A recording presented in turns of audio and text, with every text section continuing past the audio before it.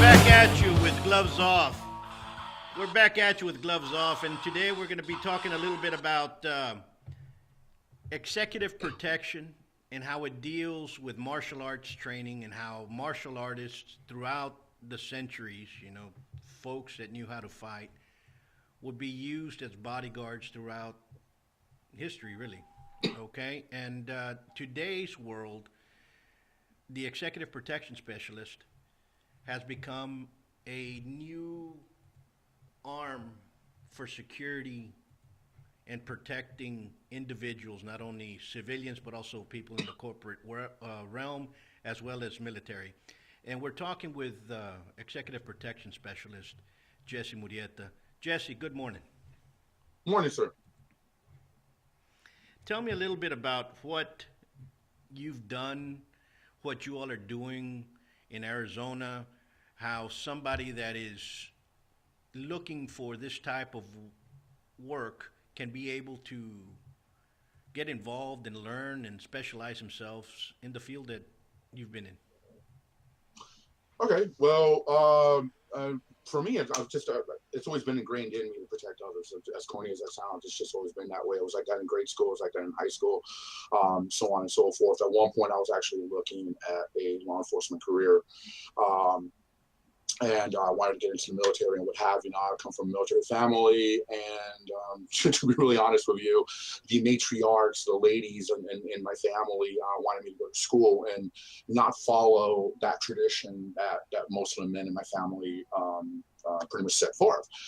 I did not continue with my schooling, but I did pursue private security and so on and so forth.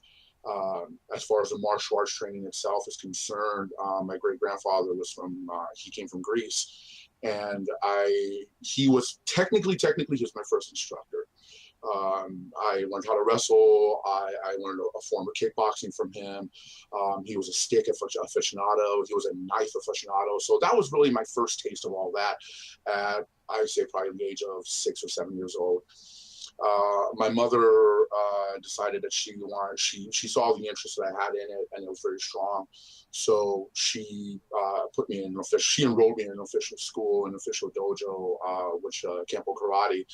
From Campo Karate, I got a taste of Muay Thai.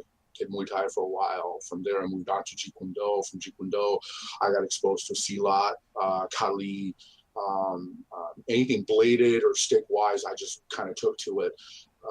My family, they're very strong believers, supporters of the Second Amendment, so I was always around guns and so forth. My first exposure to anything security wise was at the age of 18 when my mother passed away, and I went and worked as a bouncer when bouncers were still bouncers at a biker bar and at a gentleman's club, if you will, with a fake ID. From there, my interest in just the security world just kind of continued on and kind of grew from there. And I ended up working for an outfit out of California doing prisoner extraditions and transportation and so forth throughout this country. And we also did a little bit of witness protection, and it's kind of got into the contract business before being a contractor was actually popular, if you will. Moving forward now, I just being within that community, if you will, it comes down to who you know sometimes, quite honestly. Whether you have a law enforcement background, military background, or private sector background, it really does come down to who it is that you know. And I was lucky enough to get invited, if you will, onto a lot of contracts ranging from Ozzy Osbourne, Jordan Sparks, a bunch of other celebrities and corporate types and whatever have you not. And recently, not long ago, I did a few months PSD into Mexico for a very large corporation out of Canada. I was protecting their VIP going back and forth. And now I'm actually with Posse Tactical International. I'm actually a board member of Posse Tactical International. And I am the executive protection director, as well as the head trainer. Well, it's very interesting because there's a lot of crossroads and cross paths that we both have taken. Again, I grew up in the same way, growing up at the age of 6, learning actually from my uncle. And when you grow through elementary school and second high school and middle school and off to college, you always find yourself always protecting the weaker of the bunch that hangs around, and you get somebody that's getting picked on, and you're the one that stands up for it, and you're the one that's getting into trouble, and that used to happen to me, God forbid, until recently even. But what I'm saying is that I did too. We did executive protection. I went to school in Dallas. It's an acronym. It was Samurai Incorporated, they had split off of Dove's Unlimited back then, and I worked not only in the States, and I did also in Europe and in Africa as well. But it has changed, and one thing that executive protection taught me was being aware. And I think you have to be also the security and bouncing, when, like you said, when bouncers were bouncers, that taught me an edge. That gave me an edge of awareness that is no longer taught in the martial arts, or not taught in the commercial chop and block school. You know what I'm saying? And right. That I was pushed into executive protection. We were taking Aikido and Aikido in Dallas, and we had a lot of SWAT members, and one of the guys said, you're always throwing us around left and right, and why don't you come with us, because we're going to go to school for executive protection. And that's how it started, and it was a great feeling to be in that end, and I must have done it for about 7 years. And it's a great work. You meet a lot of great people. You have a lot of great experiences. But the most learning that I took, it was not a person trying to be, I'm going to use the term badass, because that's not what you want as an executive protection specialist. You're there to protect the individual. So you do not want that thug mentality of, there's a couple of guys out there, let's go right through them. You actually want to take that person away from the danger. Am I right? Oh, absolutely. So, absolutely. Yeah, and I commend you in going into Mexico, because Mexico, it is a dangerous field. And apart from the United States, there's some states, and correct me as if I'm wrong, because Texas had executive protection specialists for a while, and all of a sudden they removed them. And I believe, I'm not back into the legalities, but I believe now they've brought them back in the last 10 years, as they did away with bounty hunters or fugitive agents a while back, and they brought them back in the last 10 years. But for a good decade, they were not allowed in the state of Texas. But how's Arizona? Arizona has pretty much stayed the same. Everything is governed by the Department of Public Safety. As far as the bounty hunter or fugitive recovery is concerned, I did that as well. I was actually trained by Bob Burton himself out here when he moved to Tucson, and I actually had the opportunity to be able to work for him back when it wasn't required to have the licensing, and so you just get the training and you're pretty much good to go. So long as you had that warrant for rearrest. For an FTA or a failure to appear individual, that's really all you needed. But after a bunch of yahoos out here thought that they were cops or SWAT or whatever, and a couple individuals got hurt, a couple individuals got killed out here, and that's kind of what got the powers that be out here to start regulating fugitive recovery. So it never really technically went away. That just made it a little bit harder for you to get it. You need a insurance or a bond firm from the state, and so on and so forth. The problem is that we have so many here that unless you're a PI or what have you, it's kind of hard to find work or work that's worth it. I call it a rich man's safari.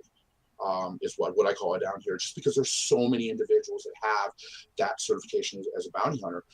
As far as the executive protection is concerned, as long as if you're in-house, like what I was doing going into Mexico and what have you, you don't need to be licensed pretty much anywhere, because you're technically hired in-house, like by the corporation I was hired with. If you're running it from an agency like ourselves out here with Posse Tactical, the way DPS has it set is if you have a CCW, you are allowed to go plain clothes as an executive protector. If you don't have the CCW, then you have to wear a uniform that is approved by DPS. So we have 2 sets of uniforms for that. Within Posse Tactical, I run a unit called the SPD, or the Special Projects Division, and they're kind of like my SRT, if you will. And we do the executive protection and so forth, but we also, when you get your unarmed license here, as well as your armed license, security license here, armed and unarmed, you also get your CCW. Therefore, we are allowed to go plain clothes. If not, then you would not be allowed to do that if you didn't have the CCW. Even though we're a state where we no longer need a CCW, if you're going to work professionally or if you're going to travel, I always tell people either get your CCW or maintain your CCW. That's some good advice. Here in Texas, like I said, it's not up to the law, so I'm not even going to talk about it. But if anybody wants to go into the field, because I know a lot of martial arts practitioners at one point that crosses their mind.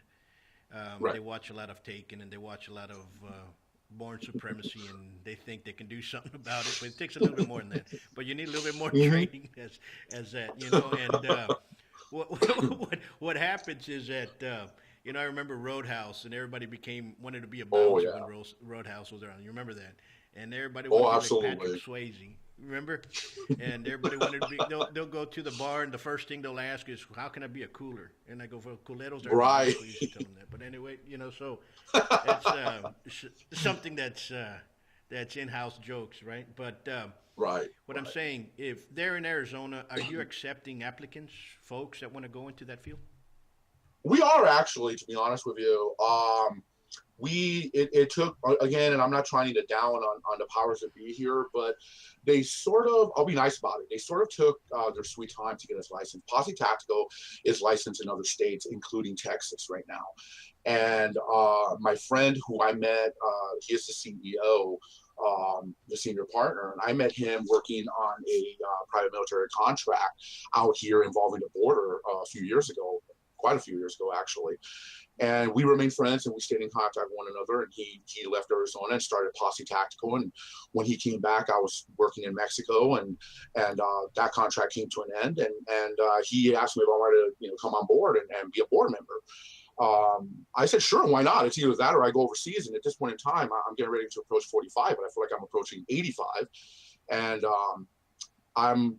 that's perfect. I get to stay home and do what I love to do and so forth. And so we finally got our license not long ago, matter of fact, about a week ago, after almost going 90 days of waiting for it. And they tend to do that sometimes. The powers that be are very, very slow sometimes. And so now that we actually, up until then, we were recruiting. So we're a recruitment office because we're also GSA. We're GSA certified, so therefore we can work on government contracts without an actual license from the state. So we were recruiting here in Arizona for other parts of the country and what have you. But now that Posse Tacticals or PTI's license is in full swing, we're soliciting contracts, and we got a couple that we're looking at right now that I can't really talk about just because of the preview clauses that we signed and what have you not. But let's just say they involve something south of Tucson, closer to the border. And we are actively currently right now accepting applications and doing interviews and so on and so forth. I'm the office guy right now, and I'm not really used to that. I'm used to being out in the field and doing what I do. So I'm just really anxious that we hire, because we brought on some really solid people already, and people that I've actually recruited into the SPD and so forth. And we're good to go. We are good to go already. So. Jesse, where can they contact you if somebody wants to look for this type of? They can actually They can actually contact me. Let me see. I'm just because I got such a horrible memory. Let me read off my card. They can actually reach us at Jesse.Murieta at possetactical.com. You can also contact me at 1-844-907-3287, and it's extension 706. And that goes directly to the, my line, obviously, as the Executive Protection Director. And all that we ask people is just bring your resume and fill out the application. We do an oral board interview, and then we find out if you're pretty much good to go at that point, and get you licensed if you're not already licensed, and get the training and so on. So I do the training, most of the training myself, because I also run Check Your Six countermeasure consultants out of PTI. Right. So my school is actually in the back of PTI. That's open to the public, and still my military and law enforcement contacts. But I'm also training in-house as well, training our guys in-house. But see, and training wise in the martial arts, Mm-hmm. on both sides of the line, from the underworld Right. to the legalities, they've always had bodyguards, executive protection. Now Right. it went from bodyguard to executive protection, now contractors, right. and so forth. So regardless whether you're on the good side of the fence or the bad side of the fence, there's people that are trained protecting those individuals, and people do not Absolutely. understand that. And it's always been that in the martial arts, people train. Kempo, you said you trained in Kempo. Kempo, Yes. a good part of Kempo, a lot of the hatchetman techniques were incorporated inside. They were taken from people that used to protect the Tong in San Francisco, Right. in Chinatowns, and all that stuff here.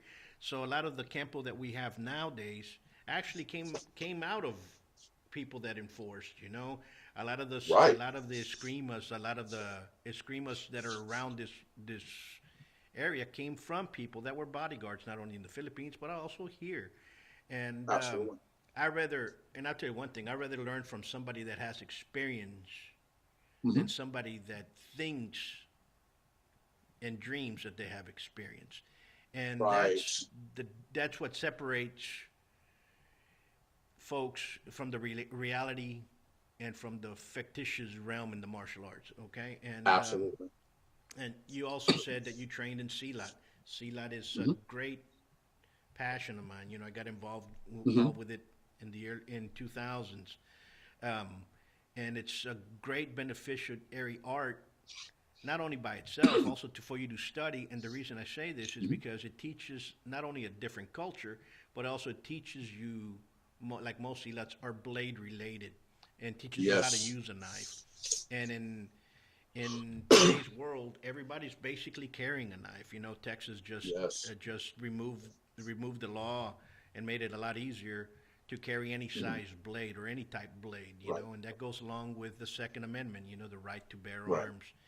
And so it's wonderful for you to talk about that you've trained in Kempo, that you've trained in the Kali, the Screamers, and that you've trained in the Silat, because those are arts that are combatively oriented, Right. for the real world, for the street nowadays, right? Of course, it comes Absolutely. from the jungles to cities to the urban areas to now our modern world, and Absolutely.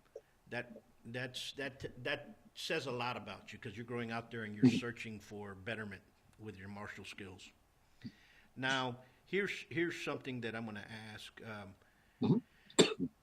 What have you gotten from executive protection? What have you learned about the whole realm of things?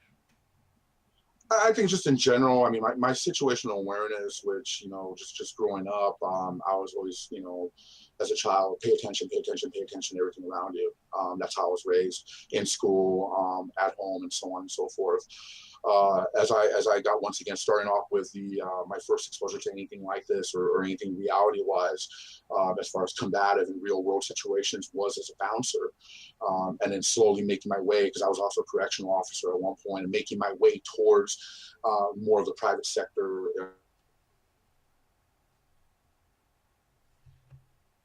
Executive side of things, completely just like would be like the situational awareness. I'm not saying I'm paranoid, or as I've told some people joking around, I call it more like control paranoia.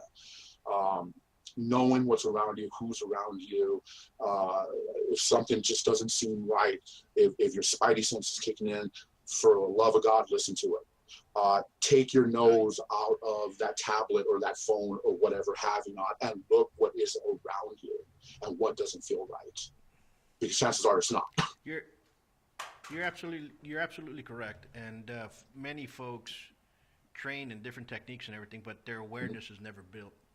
They take Right. that, I have a black belt, I have this, I can go through these group of guys. It's not going to Right. happen. In No. the streets are violent. We live in a violent society, even though some people live in the fantasy world that it's not. We do. And one has to. It's not paranoia. It's just you have to be Right. uh, Absolutely. you have to protect yourself and everybody else around you. And really, that's basically what it boils down to. And Absolutely. and you're right. Those jobs, being a bouncer, being Hmm. protecting folks, builds that. And I Hmm. remember when I was 19, 20, 21, working and I'll look at the 45, 50-year olds they're still good friends of mine, and they'll Right. be walking around. They were the ones that are basically mentoring you in this type of field, because yeah, you Hmm. can take a punch, you can kick and punch back, and you can be the tough guy, but these guys are there for a reason. They're older and they've lived through it, so start paying attention. That's basically what I Right. learned. And Absolutely. it's the old stages of protection that are the ones that are going to be walking around, not the young guys that are Hmm. trying to thug themselves through. Absolutely. Absolutely. Um, One last question, and this is Sure. where do you see this vocation taking turns in today's society? Do you see a It's, lot in all more of it honesty, it's, opening up? I do, sadly enough as it is, I mean, the world is not getting any nicer. And in all honesty, I mean, the police, they're first responders. I have nothing but utmost respect for law enforcement. I have a lot of friends, a lot of students Correct. that are law enforcement and what have you not, as well as the military. Tremendous respect for the military. Um, the best so-called bodyguards I've seen personally aren't necessarily cops. I mean, some are great. Some, and let me explain what I mean by that. Basically, is that they're trained to be first responders. And when Right. you're working in a detailed type of a situation where it's you and it's five or six other of your teammates, and something goes down, God forbid it's an active shooter or some type of an explosion, and people around you are just, they're rocked, they're hurt, they're injured, or they're possibly dead, and what have you. Your main goal is to get your client and your team the hell out of there. And the only problem that and this is just things that I know and individuals I've spoken to in the field and what have you not, there has been, and I'm not saying all, but there has been some law enforcement individuals, people that were trained to be first responders, that they want to respond to the people around them that were just injured or killed or whatever have you not. If we don't have to confront that active shooter in a situation and I can get my client, my team out of there, we're going to do it. We're not going to engage. We'll leave that for the cops and what have you. And unfortunately, if you do have that first responder mentality, that may go the other way around, and that can actually compromise you. It's going to compromise your team, and it's definitely going to compromise your client. So, in all honesty, again, cops are first responders. We are not. We're hired to do a specific job. And the way things are going in the world right now, I just see going up on this whole thing. I mean, it's evolving and it's changing every day, and the need for it is absolutely tremendous, quite honestly, in the private Yeah, sector. you're absolutely correct. I see a lot more of this vocation is going to Hmm. amplify actually. It's going to grow Hmm. a lot faster. And you're going to see a lot more companies hiring personal security. You're going Right, to see, and I'm not talking about the security guard that says your ID when you walk into the door. I'm talking about, guess right, what? You're protecting folks, and you see it in Mexico, right, you see it in Latin America, you see it in Europe. right, The families that have money, they have right, bodyguards, right. Oh, and they absolutely. have, they basically live on their property. Um, and you see it when you go overseas. You see the bodyguard. opening the doors. Absolutely. You have the chauffeur, and you have the persons that take care of the family. You know, you have the ones that take the kids to school and come back. You see that in Mexico, Absolutely. and you see it here. You know, we Absolutely. live in a border town. You see the bodyguards bring the kids to school here in Laredo and then take them Hmm. back in the afternoon. There you And go. but you stop seeing that openly in the United States. We know they Right. Right. exist, but they're not there. And I foresee that you're going to start seeing a lot more executive protection specialists walking into restaurants with folks. And it's not just going to be Absolutely. celebrities, you know. It's going to No be doubt. and politicians. It's going to be regular businessmen and families that are going to be taken care of in that fashion. Absolutely. Well, once more, I want to thank you and thank you for your job that you're doing. And Oh, thank keep on what you do, and you. I just the best luck for your company, the best luck for Thank you, and you. always keep safe. And Thank you. we'll Thank you have for the another opportunity. show, and we'll talk more about it later on, and we'll have another show, and we'll talk a little bit more about what martial arts. Let's finish off this question, the last one before we say Sure. goodbye. Out of all the martial Roger. arts that you've trained in, which one has the one that has helped you most in this field? That's actually that's kind of what I would, with everything up until 2002, when I met W. Hakakain. He started the Scientific Fighting Congress and the Cold War Combatives Group and whatever have you not. I had researched him quite a bit, and he had done Silat, he done Kali, he done this. He's one of the old time students of Remy Plesas and so on and so forth. And when I met him, what I liked about the way he taught was that he wasn't, when you go to him, he wasn't, when I actually attended his first seminar, it wasn't like, my system's better than yours, or forget about what you know and whatever have you not. It was more like a distillation process. I got to distill all of my experience up until 2002 into what it is now. So I took all that knowledge, trimmed off all the fat, put it through the Scientific Fighting Congress, and here I am doing what I'm doing right now. It just, I don't want to say simplify things, because sometimes oversimplification can truly complicate things, just like overcomplication can. But it made everything more thorough. It connected all the gaps of everything that I've ever done. So my big thank goes out to, big props goes out to W. Hakakaim and the Scientific Fighting Congress to help me out with that. So for me, my life-changing event within the martial arts systems has to be 2004 when I met W. Hakakaim. I remember Hawk back in '94 when I had the school in Irving, and he Mm-hmm. used to pass by. Very interesting individual. He was a policeman in Dallas, and we used to laugh. And he goes, "Why do you carry a straight blade?" And I go, "Everybody else does." And he goes, "Really?" And I go, "Yeah."